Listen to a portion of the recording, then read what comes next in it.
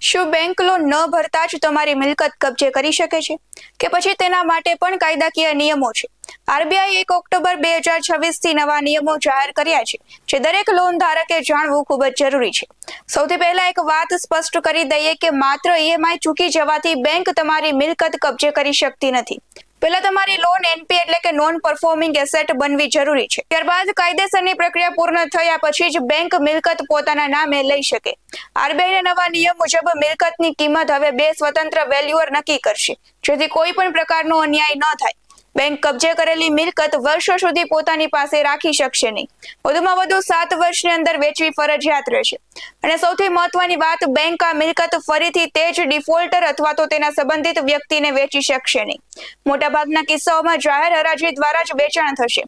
જૂના કેશોને પણ નવા નિયમોમાં લાવવા માટે 30 સપ્ટેમ્બર 2027 સુધીનો સમય આપવામાં આવ્યો છે. આ નિયમનો અર્થ એ નથી કે બેંક ગમે ત્યારે તમારી મિલકત કબજે કરી શકે. કાયદાકીય પ્રક્રિયા અને આરબીઆઈના નિયમોનું પાલન ફરજિયાત છે. આ માહિતી દરેક હોમ લોન, બિઝનેસ લોન અથવા તો અન્ય લોન ધરાવતા વ્યક્તિ માટે ખૂબ જ મહત્વની છે. અને આવી જ ઉપયોગી માહિતી તમારા મિત્ર સુધી શેર કરો અને અમને ફોલો કરવાનું ભૂલશો નહીં.